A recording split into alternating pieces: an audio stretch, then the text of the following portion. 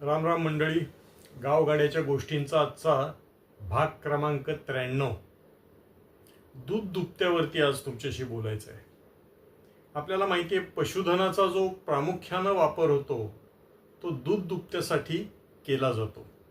आता या दुधाच्या व्यवसायाचं जे काही गणित आहे ते ग्रामीण भागाकरता किती उपयुक्त ठरतं ते बघा. दूध दुभत्यामुळे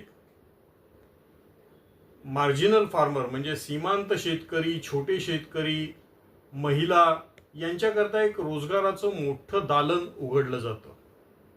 त्यातनं या सगळ्या मंडळींना त्यांच्या आर्थिक परिस्थितीत सुधारणा करण्याची एक संधी मिळते. दूध दुभत्याचं जास्त उत्पादन झालं तर कुपोषणाच्या समस्येवरतीही आपण काही हातभार लावू शकतो. त्यामुळे ग्रामीण भागाच्या आर्थिक विकासामध्ये दुधाच्या व्यवसायाचं स्थान हे अतिशय महत्त्वाचं आहे. शेतीला जोडधंदा, शेतीला आधार म्हणून दुधाचा व्यवसाय ग्रामीण भागामध्ये केला जातो. आणि काही ठिकाणी तर असं होतं की दुधातनं दर 15 दिवसांनी येणारा जो पगार असतो तोच कुटुंबाचा भरवशाचा उत्पन्नाचा स्रोत म्हणून सुद्धा आपल्याला दिसून येतो.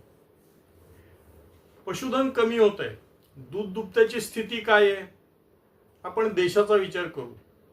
22-23 मध्ये दूध दुभत्याचं देशातलं उत्पादन जे होतं ते 58 कोटी लिटर प्रति दिवस असं उत्पादन नोंदलं गेलेलं आहे. आणि आपली लोकसंख्या जर 130 करोड धरली किंवा ती त्याहून खरं जास्ती आहे, तर प्रति व्यक्ती किती दूध वाट्याला आलं रोज?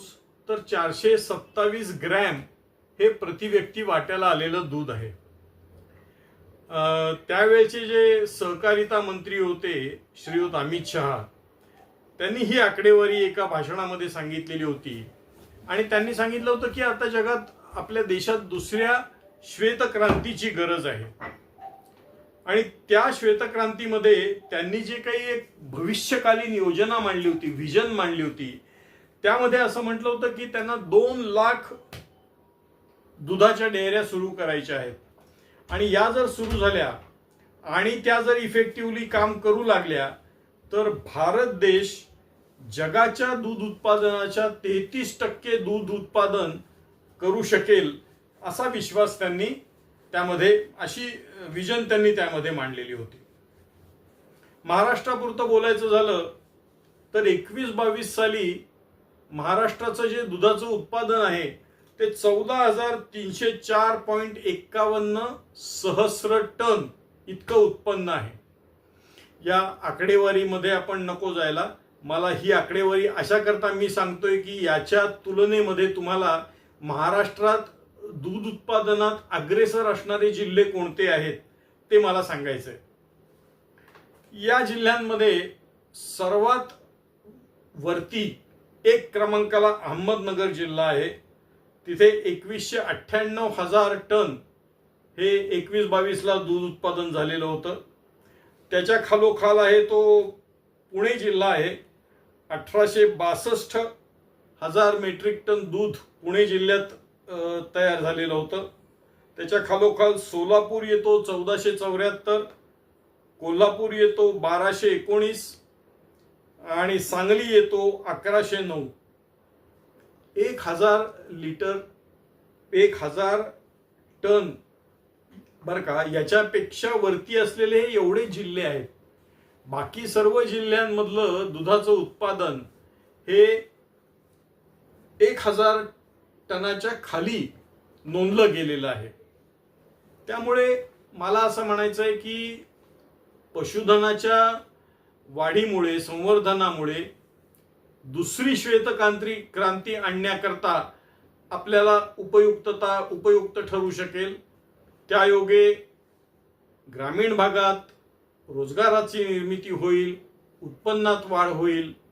आणि म्हणून हे अतिशय महत्त्वाचं आहे असं मला वाटतं. दुधाचा व्यवसाय ग्रामीण भागात फळायचा फुलायचा असेल तर पशुधन वाढलं पाहिजे.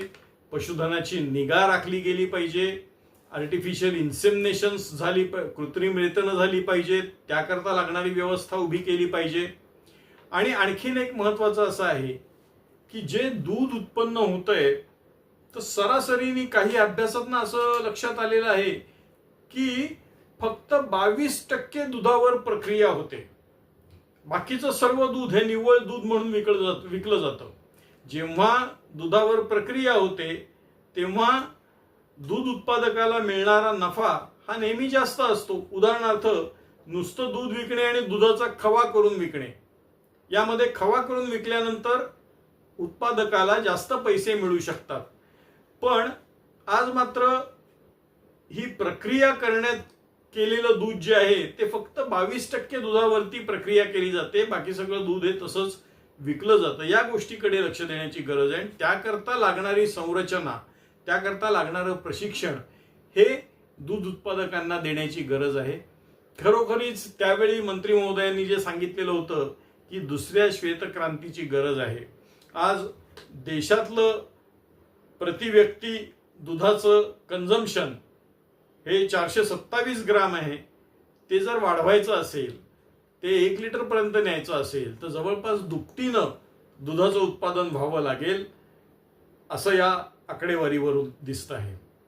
एकूण ग्रामीण भागाचा विचार करता, तिथल्या अर्थकारणाचा विचार करता, त्यातल्या पशुधनाचा स्थानाचा विचार करता, हे सगळे एकमेकांशी गुंतलेले जे प्रश्न आहेत ते लक्षात घेतले तर पुन्हा आपण एकाच निष्कर्षाकडे येतो, ते म्हणजे पशुधनाची काळजी घेतली पाहिजे, पशुधन वाढवलं पाहिजे आणि त्यातनं आर्थिक उत्पादनही केलं पाहिजे.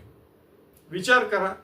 आपल्याला हा जर व्हिडिओ आवडला असेल तर लाईक करा, शेअर करा, सबस्क्राईब करा. धन्यवाद.